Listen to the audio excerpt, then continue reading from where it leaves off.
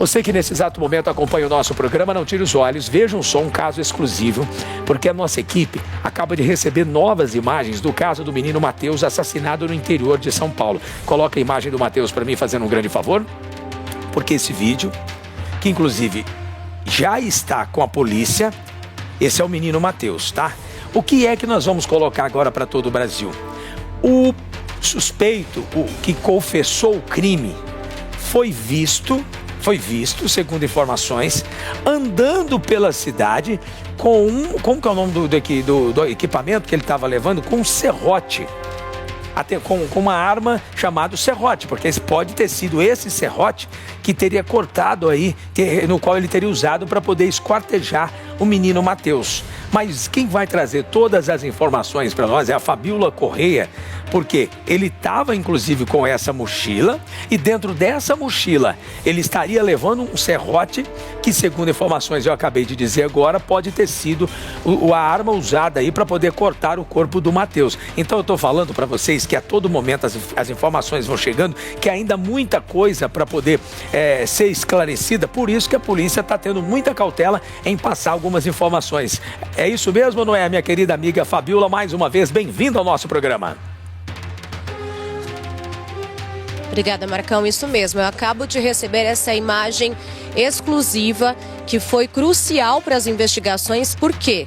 Porque a gente conseguia ver nas imagens que a imprensa já tinha o Matheus andando de bicicleta, em certo momento o Luiz Fernando próximo a ele.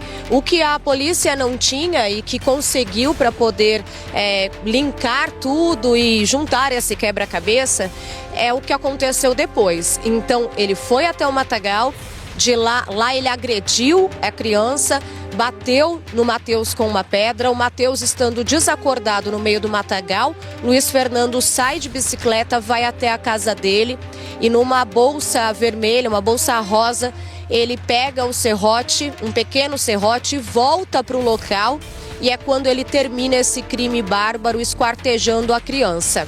A polícia apreendeu esse pequeno serrote e essa bolsa rosa que aparece nas imagens. Então essa imagem é muito importante para que Luiz Fernando seja colocado de fato na cena do crime. Foi através dessa imagem que a polícia conseguiu chegar à arma usada no crime, pelo menos a uma das armas usadas no crime, porque o delegado diz que um dos ferimentos aparentes de impressões periciais iniciais que o corpo apresentava era também de uma faca, que essa ainda não foi encontrada, ainda existe também um laudo a ser concluído, mas esse serrote que está dentro dessa bolsa rosa, sendo carregada pelo assassino, foi a arma usada no crime para terminar esse crime bárbaro dessa forma tão chocante, tão trágica, né, Marcão? Então ele teve toda essa destreza, toda essa frieza de deixar o menino desacordado, ir até em casa buscar esse serrote e voltar, Marcão. Olha, então nós temos essa imagem agora do principal suspeito do crime, desse indivíduo monstro que tirou a vida do pequeno Matheus, segundo ele mesmo, através da confissão para a Polícia Civil, ele tirou a vida do pequeno Matheus e aí ele é visto agora através de uma nova imagem que nós estamos trazendo, um caso urgente dentro do nosso programa, e essas imagens que nós estamos mostrando mostra ele com a sacola e dentro dessa mochila, tem um serrote. Então a polícia trabalha já, é claro que ele já deu isso em depoimento, mas a polícia trabalha aqui com uma informação de que esse serrote foi o serrote usado para poder cortar as partes aí desse garotinho, desse bebezinho que nós estamos mostrando agora. Inclusive, o delegado também deu detalhes sobre a dinâmica do crime e sobre a relação do assassino com a família do menino Matheus. Quer ver? Roda pro Brasil, vamos lá. Foram ao Rio, né? E lá aconteceram alguns fatos, né? Houve agressões ali. E após ele ter tacado uma pedra no menino, né? Ele voltou, pegou uma serra, tem uma marca de faca ainda, mas eu ainda aguardo lá o DML para ter mais detalhes sobre as lesões causadas, mas a dinâmica foi essa. A polícia está empreendendo esforços para desvendar onde ele possa ter deixado, né? Talvez nem no mesmo local que foi achado o corpo, né? O tronco não esteja lá, ele tenha levado para outros locais e nós estamos empreendendo diligências para tentar descobrir, inclusive a bicicleta também, né? Tudo na quarta-feira. A morte do menino ocorreu no dia 11 mesmo, na data do desaparecimento dele. A família apenas desconfiou porque saiu com ele, né? Ele foi lá por último. Mas não era uma desconfiança que poderiam cravar algo, né? Mas foi levantado sim pela família. Ele apenas mencionou que combinaram de ir naquele determinado local, apenas isso. Eu acho que até a família já tinha ido fazer um piquenique lá junto com esse rapaz aí, com o Fernando, né? A família toda, inclusive, naquele local. Então eu creio que eles já iam para outros lugares, sim, juntos. Olha, um detalhe importantíssimo que eu acabei percebendo no depoimento do delegado, Fabiola, é o seguinte. Ele acabou trazendo informações de que o menino Matheus, ele não foi morto dias após o desaparecimento. Ele foi morto no mesmo dia do desaparecimento, como o delegado acabou dando agora essas informações e nós estamos repassando para o telespectador que acompanha o nosso Primeiro Impacto. Então nós já temos um detalhe importantíssimo desse caso aí. Porque então o Matheus não foi levado para um cativeiro, ô Fabiola, e teria ficado lá por 2, 3, 4, 5, 6 dias e depois sido morto, não. Ele foi morto no mesmo dia em que desapareceu. Então já do dia que desapareceu até o encontro do corpo, foi aí mais ou menos, acredito que 6 dias.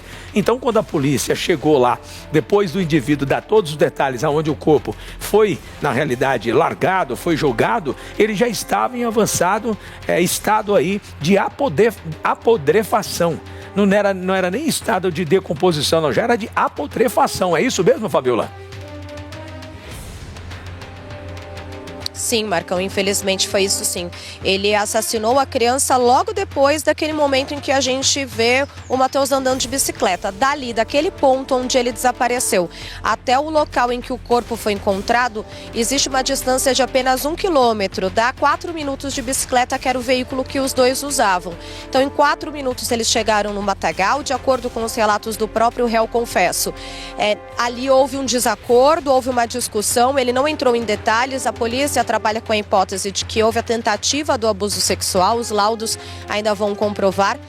E aí, quando isso acontece, ele agride a criança, bate na criança com uma pedra muito grande, deixa a criança desacordada, vem até a casa dele, que é onde nós estamos, essa casa azul aqui, ele vem até a casa dele, busca o serrote, que é a arma que ele vai usar para poder esquartejar a criança, para transformar esse crime em algo ainda mais monstruoso, retorna para o matagal. Do matagal ele sai mais uma vez, vem para cá de novo, retorna para o matagal pela segunda vez, só 6h30 da tarde é que ele vem para casa e não sai mais. Então ele demora aí horas para poder arquitetar o crime completo. A polícia acredita que ele não premeditou o assassinato, mas ele premeditou a tentativa possível do abuso sexual. Quando não deu certo, ele acabou entrando ali em confusão mental, ele lidou com a situação de maneira brutal. Depois que isso acontece, ele começa a arquitetar a ocultação do corpo. E uma informação também muito chocante, inclusive para os investigadores do caso, é de que aqui, olha, nessa casa, na casa em que ele vivia, a polícia encontrou diversos animais mortos. E, de acordo com a polícia, não entrou em detalhes de como estavam esses animais, mas a polícia diz que estavam de uma maneira muito esquisita, que chamou muita atenção, inclusive não descarta a hipótese de ritual. Então, a gente ontem estava aqui na rua da casa do Luiz Fernando e a gente flagrou a presença da polícia militar, porque estava em averiguação justamente pelo odor forte. Já que a população agora sabe que ele assassinou uma criança, poderia haver mais corpos na casa dele. Então a polícia retornou aqui e encontrou mais animais mortos. E olha só, Marcão, para ter uma ideia, aqui a casa do assassino, né? Agora réu confesso. Aqui do outro lado da rua, a casa da família de Matheus. Essa daqui, ó, praticamente de frente. Então, o Matheus, que vivia aqui na casa com a mãe e com o irmão de 3 aninhos, brincava muito na rua. E o vizinho, que ficava em casa, porque ele próprio disse para a polícia que estava encostado, quando a polícia perguntou a profissão com que ele trabalhava, estava encostado. Ele encostado fazia os bicos de conserto de eletrônicos e de bicicletas e chamava as crianças para brincarem dentro dessa casa, que de acordo com a polícia é uma casa completamente insalubre, justamente pela presença de animais mortos para esses supostos ainda investigados rituais. Então era aqui que ele morava e foi para cá que ele veio no dia do crime para buscar essa arma, esse pequeno serrote dentro dessa bolsa rosa que a gente mostra nessas imagens aí exclusivas, que a gente mostra pela primeira vez e que foram determinantes para a polícia entender o tamanho da frieza e monstruosidade desse homem.